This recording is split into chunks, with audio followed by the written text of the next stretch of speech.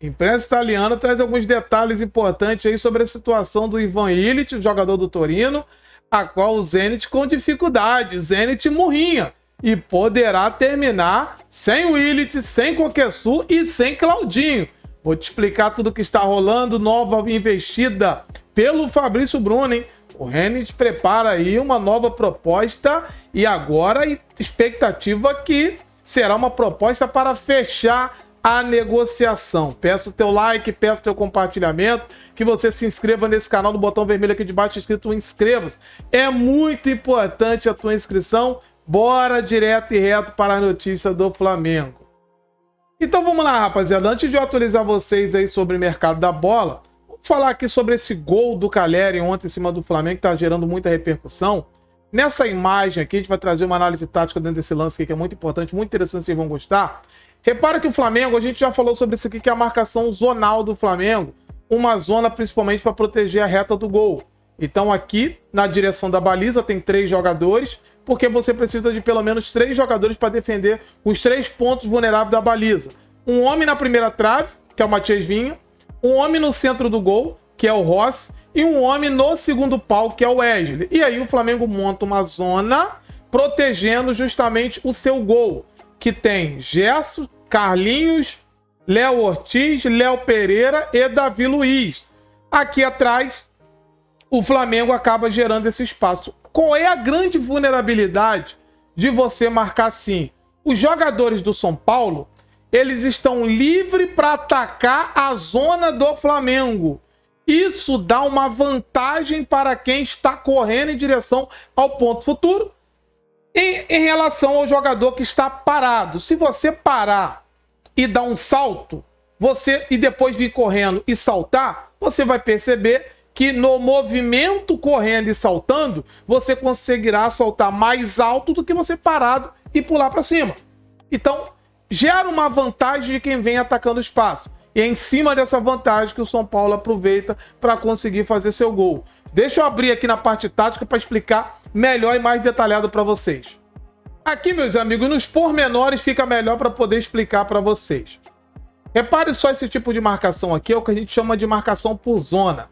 É como esses 5 jogadores do Flamengo, Gerson, o Carlinhos, Ortiz, Léo Pereira e Davi Luiz. Imagina que esses 5 jogadores estão acorrentados.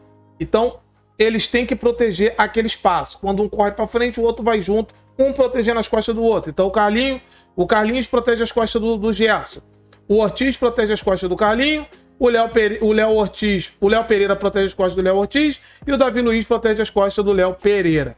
Esses espaços que geram entre o jogador e o outro é o que a gente chama dos intervalos, que acaba sendo gerado. Os movimentos, muitas vezes, de engano, ele acaba atrapalhando e esses espaços ele acaba esticando a corrente. E ao esticar a corrente, você gera espaço para um adversário infiltrar nesse espaço e conseguir fazer o gol. Foi isso que aconteceu. Quando os jogadores, reparem os jogadores do Flamengo e os jogadores do São Paulo, no momento da batida, os jogadores do Flamengo estão olhando para os jogadores do São Paulo para entender qual será o movimento. Se é um movimento que será feito para frente, se é um movimento feito para trás, e perde completamente a referência de quem está batendo. Já os jogadores do São Paulo, eles estão olhando exatamente o portador da bola, para justamente ver a hora, o time certo da cobrança. Então os jogadores do Flamengo, repara que aqui Gerson, Carlinhos, eles até estão olhando para frente. Mas o Léo Ortiz, Léo Pereira e o Davi Luiz, eles estão olhando justamente para os jogadores de São Paulo. Então você perde a referência totalmente da bola, do espaço do teu companheiro. Quando a batida acontece, os jogadores do São Paulo correm para frente. Isso acaba... Olha que os intervalos eles já começam a aparecer, ó, aqueles espaços lá. Léo Pereira e o Ortiz já tem um espaço gigante. Davi Luiz e o Léo Pereira, 2 jogadores vão entrar naquele espaço e aí o Flamengo acaba perdendo completamente a disputa aérea. O Davi Luiz até sobe, mas não consegue bloquear. O Léo Pereira também sobe, mas também não consegue bloquear a cabeçada do Caleri.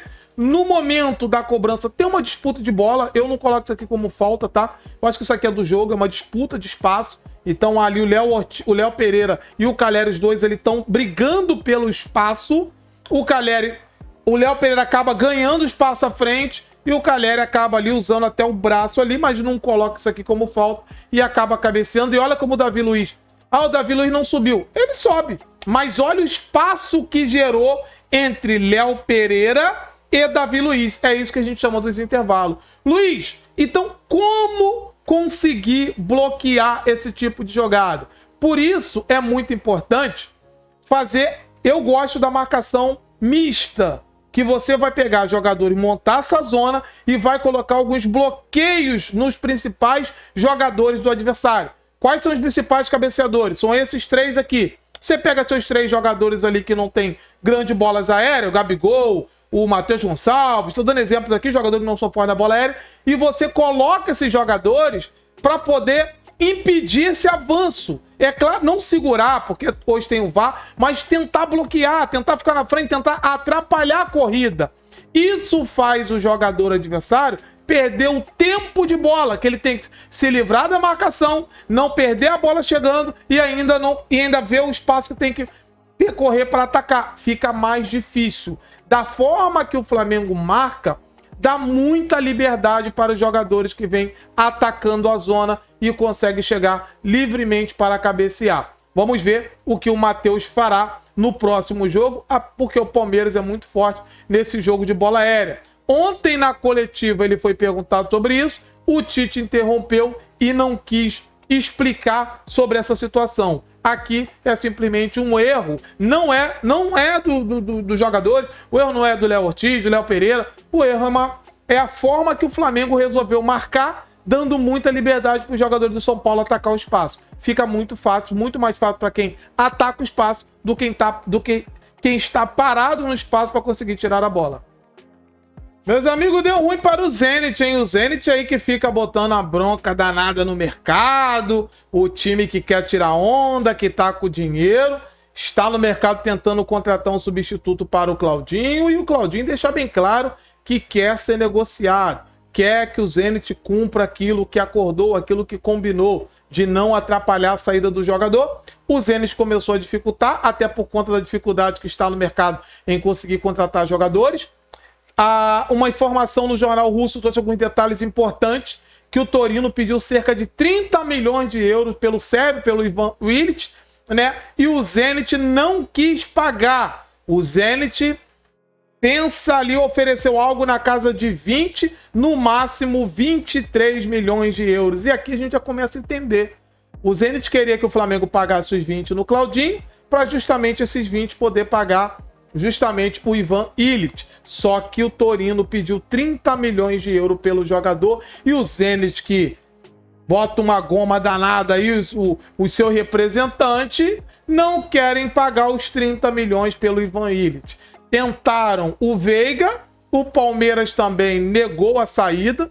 Há algumas informações falando que o Zenit pode aumentar ainda a pedido. Estão tentando o Coqueçu também do Benfica, mas não tá fácil. E por que deu ruim pro Zenit? Porque, irmão, o Claudinho continua querendo ser negociado. O Zenit chegou ali, sentou com o jogador, conversou com o seu staff, que chegasse uma boa proposta não ia dificultar a sua saída.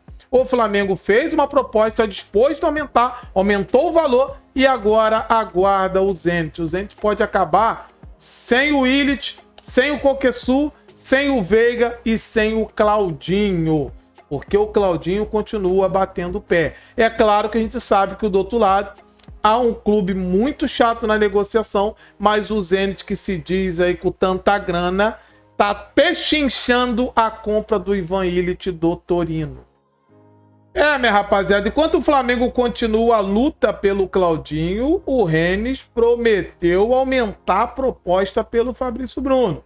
O Flamengo já foi informado aí pelo clube francês que irá apresentar uma nova proposta para tentar sacramentar esta negociação. O Flamengo recusou a primeira investida, o presidente Rodolfo Landim deixou bem claro que não tinha como vender por aquele valor, mas já nos bastidores um pensamento que se chegar a proposta igual ao anterior, o Flamengo não irá dificultar. Fabrício Bruno já sinalizou positivo para saída do Flamengo, para a negociação acontecer. Dessa vez, se rolar, o Fabrício Bruno não irá recuar. O jogador já deu ok para o representante, já deu ok para o Rennes, para que possa apresentar uma nova proposta para o Flamengo e tentar sacramentar essa negociação. Enquanto isso, o Flamengo vai ganhando tempo. Jogos importantes pela frente, o Flamengo tem jogo agora contra o Palmeiras, o Flamengo tem jogo pela Libertadores, Campeonato Brasileiro, então são sequências de jogos aí muito importantes. A diretoria do Flamengo vai ganhando tempo e tentando reforçar esse plantel para o técnico Tite, que ontem na coletiva deixou bem claro que está tendo que acelerar processo de jogadores que saem do DM para poder ficar à disposição por conta do elenco, para ele, curto. Eu não acho curto, eu acho que dá para rodar esse elenco, tem a base para usar, é o que tem, mas segundo o Tite, ele está acelerando alguns processos, como do Cebolinha, como do Bruno Henrique, para colocar em condições ali mais rápido possível de jogo. Enquanto isso, o Braz Spindle tá na hora de se mexer, né? O Flamengo tem uma sequência aí pesada. Fabrício Bruno, Flamengo aguarda essa nova investida do Rennes pelo jogador. Deixa teu like, se inscreva aí no canal do botão vermelho aqui de baixo, inscreva que é muito importante. Compartilha esse vídeo, tamo junto, grande abraço, saudações rubro-negras. Fui!